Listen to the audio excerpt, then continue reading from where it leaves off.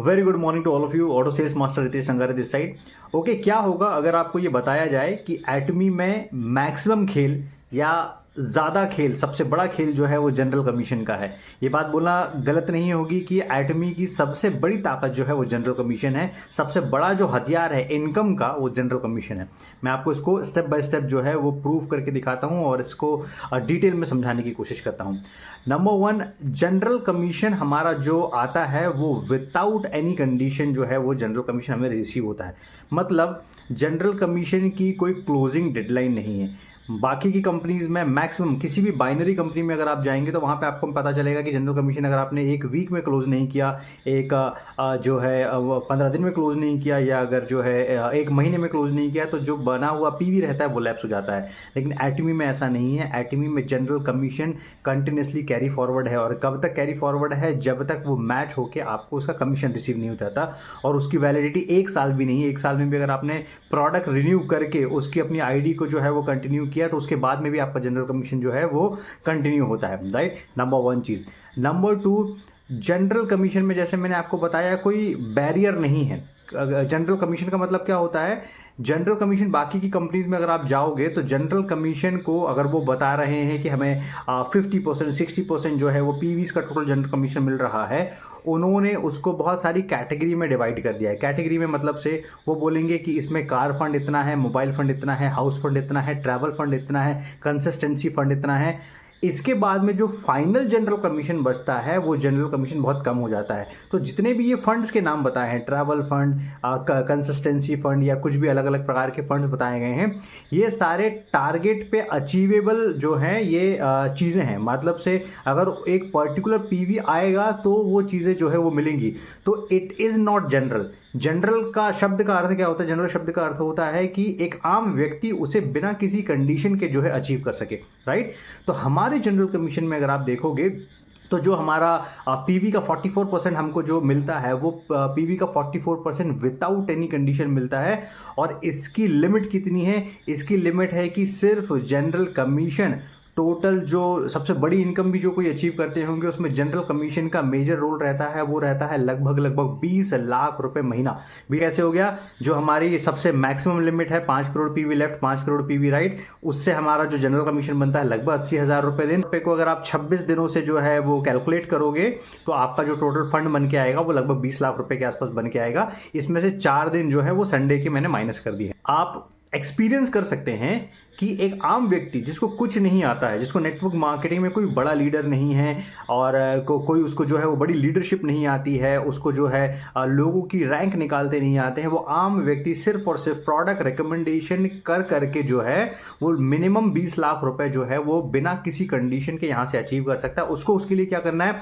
सबसे बड़ा एक कंज्यूमर बेस जो है वो उसके डाउन में क्रिएट करना है। ये एक कॉमन सी चीज़ है। राइट, इसके बाद के बेनिफिट में समझाता हूँ। बहुत सारे लोग, जब हम लोग मास्टरशिप चेज करते हैं तो उन्हें लगता है मास्टरशिप में 28,000 30,000 का जो एक अमाउंट आता है वो बड़ा है। ठीक है, लेकिन अगर आप मास्टर्स से पूछेंगे जो वो कमीशन को लगातार उठाते आ रहे हैं, उनका जो जनरल कमीशन वीकली आता है, ठीक है, जो लगातार कंसिस्टेंटली मतलब से हर साइकिल में जा रहे हैं, मैं जनरली उनकी बात कर रहा हूं, उनका चेज मास्टरशिप को लेके नहीं होता है। उनका चेज अगले हफ्ते के जनरल कमीशन को लेके होता है, जो कि मास्टरशिप का 2 गुना भी पहुंच जाता है और उससे ज्यादा भी बढ़ जाता है।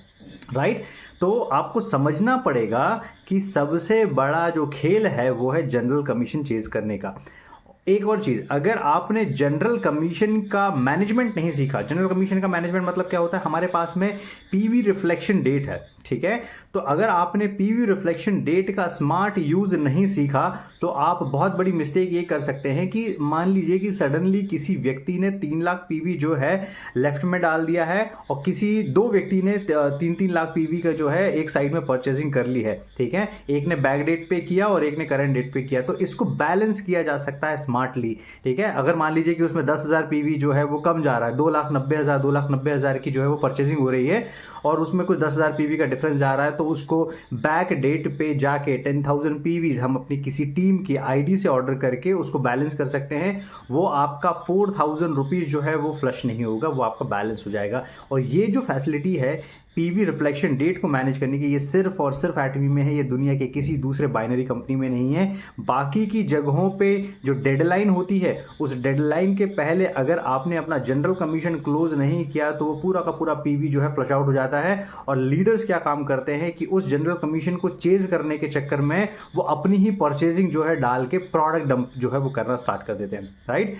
तो आपको समझना पड़ेगा कि सबसे बड़ा जो पावर है वो है जनरल कमीशन। मान लीजिए कि अगर आप सिर्फ मास्टरशिप चेज करते हैं और मास्टरशिप चेज करने के दौरान आप इसके पहले के जो साइकिल हो गए थे जिसमें आप जो है वो स्पेशल एजेंट गए, जिसमें आप एसएसएम गए और उसके बाद में आप एसएम का जो है वो प्लान कर रहे हैं और उस टाइम में आप डायरेक्टली जंप करते हैं एसएम में और आप अपने जनरल कमीशन की तरफ ध्यान नहीं दे रहे हैं, तो आप अपने पैसे का एक मेजर अमाउंट जो है वो छोड़ रहे हैं, ठीक है। और उसको अगर आप बैलेंस करना सीख जाते हैं तो ऑटोमेटिकली इसके आगे आने वाले साइकिल में जो है वो इसको रिक्वालिफिकेशन के लिए इनकरेज करेगा, क्योंकि आपको पता होगा कि भाई जनरल कमीशन का मैनेजमेंट जो है वो कैसे किया जाता है। अब जनरल कमीशन के मैनेजमेंट को अगर आपको करना आएगा तो ही आप अपनी टीम को जो है वो उसको सिखा पाएंगे कि जनरल कमीशन में कोई भी पीवीज का जो है वो वेस्टेज नहीं करना है। और मैक्सिमम टीम जो है वो आपकी कमाएगी कब, जब कमाएगी जब उनका एक छोटा छोटा सा जनरल कमीशन जो है वो डेप्थ तक क्रिएट हो। एक चीज और जो है वो आपने देखी होगी कि मैक्सिमम लोग अपनी मास्टरशिप को लेके किस तरीके से प्लान कर रहे हैं। वो प्लान कर रहे हैं सबसे पहले एजेंट जाना, नेक्स्ट वो प्लान कर रहे हैं स्पेशल एजेंट जाना, इसके बाद में वो प्लान कर देते हैं एसएसएम या एसएम जाना। अगर आप समझने की कोशिश करेंगे तो ये रॉन्ग अप्रोच है। कैसे रॉन्ग अप्रोच हो गई? अगर आप पहली बार में जो है वो एजेंट जा रहे हो तो एजेंट जाने के बाद में आपको पर्सनल 7 लाख पीवी करने का रिक्वायरमेंट कब आएगा? सिर्फ 2 ही कंडीशन में आएगा। नंबर 1, आप 7 लाख की डेली मैचिंग उठा रहे हो, जो कि आप डेफिनेटली अभी नहीं उठा रहे होगे क्योंकि आपका टीम साइज उतना नहीं है। नंबर 2, जब आपको एसएसएम या एसएम के लिए क्वालिफिकेशन करना है, ठीक है। लेकिन इसके बीच की प्रोसेस क्या है? एजेंट से स्पेशल एजेंट जाने की बीच की प्रोसेस क्या है? एक एजेंट मिनिमम 1 से 2 से 3 मैचिंग जो है वो रेगुलर बनाना सीख जाए। अगर वो रेगुलर बनाना सीख जाएगा तभी तो वो अपनी टीम को सिखा पाएगा। अदरवाइज जो मास्टरशिप का आप बोलना चाहिए कि हुजूम निकल के आएगा उनके नीचे, वो वाली मास्टरशिप का हुजूम निकल के आएगा जो 1 टाइम मास्टरशिप चेज करके रखेंगे और उसके बाद में दोबारा उनको 6 महीने 8 महीने 10 महीने लग जाएंगे, वो उसको रिक्वालिफाई नहीं कर पाएंगे या अपनी इनकम का, अपने पूरे जो मास्टरशिप है उसका आधा इनकम या 1-2 जनरल कमीशन भी नहीं बना पाएंगे। और ये ब्लंडर मिस्टेक जो है वो काफ़ी लोगों से हो रही है।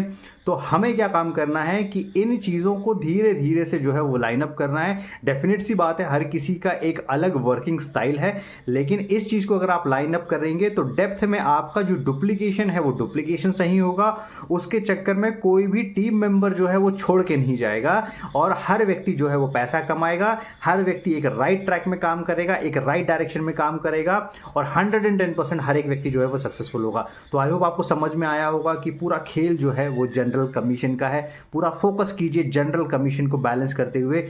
मास्टरशिप को चेज करते हुए जनरल कमीशन मत गवाइए, जनरल कमीशन को चेज करते हुए मास्टरशिप को बनाइए, तो ऑटोमेटिकली आपका जनरल कमीशन भी अचीव होगा और आपका मास्टरशिप भी अचीव होगा। आपका बिल्कुल भी नुकसान नहीं होना है, आपकी टीम का नुकसान नहीं होना, आपकी पूरी टीम जो है वो कमाएगी, आपकी अपलाइंस का नुकसान नहीं होना है क्योंकि वो भी कमाएंगे, राइट। तो इसे इसलिए हम लोग बैलेंस का बिजनेस बोलते हैं। तो ये बैलेंस हमको जो है अपनी पूरी टीम में क्रिएट करना है। तो आई होप ये वीडियो आपके लिए यूजफुल होगा। इसे पूरी अपनी टीम के साथ में शेयर कीजिए। ये जानकारी काफी लोगों को अभी भी क्लियर नहीं है, उन तक शेयर कीजिए। आई होप उनकी थोड़ी सी मदद हो सके। Thank you so much all.